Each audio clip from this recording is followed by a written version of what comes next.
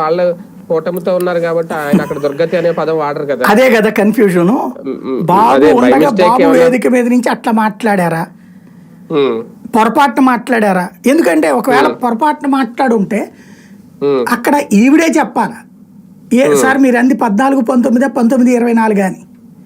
ఈవిడ తెలుగులో ట్రాన్స్లేషన్ 19-24 అని చేసింది. అదే తెలుగులో కవర్ చేశారు. కానీ అడగాలి కదా, పబ్లిక్ లోకి వేరే సంకేతం వెళ్తుందని. ఈమె అడగలేదు. పోనీ ఏ చంద్రబాబు గారు పవన్ కళ్యాణ్ గారు అదే వేదిక మీద ఉన్నారు కదా, గుర్తు చేసి ఉండాల్సింది. ఎవరు చేయలే.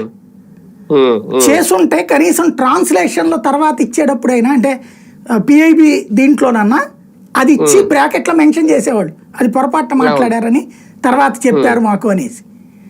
అదేం లేదు అక్కడ. లేదా ఆ ముక్కను ఆయన నోటీస్కి తీసుకెళ్తే ఆ చివరిలో మైక్ ఇస్తేనన్నా అది నేను 14-19 అని పొరపాటున చెప్పేవాళ్ళు. అంటే హిందీలో స్పీచ్ వీళ్ళు కూడా గమనించి ఉంటారు సరిగ్గా, బాబు గారు కానీ పవన్ కళ్యాణ్ గారు కానీ.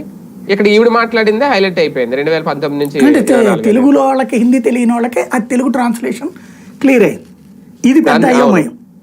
సహజంగా అది వైసీపీ వాళ్ళు క్యాష్ చేసుకునే ప్రయత్నం చేస్తారు. ఆవిడ దొంగ ట్రాన్స్లేషన్ అని నెట్లో ఇది అడుగుతున్నారన్న పాయింట్ని హైలైట్ చేసుకొచ్చారు.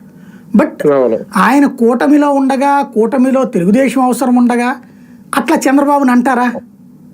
అదే కదా అనరని మనకి క్లియర్ గా ఉండే ఫీలింగ్. కాబట్టి సంథింగ్ ఏదో ఉంది అక్కడ. అది లేదా పొరపాటు అన్నట్టుగా వాళ్ళ మనసులో ఉంది ఏమన్నా అనేసారా, అది తెలియదు. అది ముదురు బ్యాచ్ కాబట్టి ఏమైనా జరగచ్చు అక్కడ.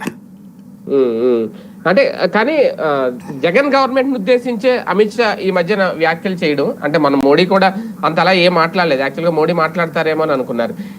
ఏంటంటే అక్కడ కూటమి కాబట్టి బాబు గారు లేదంటే పవన్ కళ్యాణ్ గారు అక్కడ ఉన్నారనా, అంటే ఏంటి వ్యక్తిగతంగా నిజంగా పవన్ కళ్యాణ్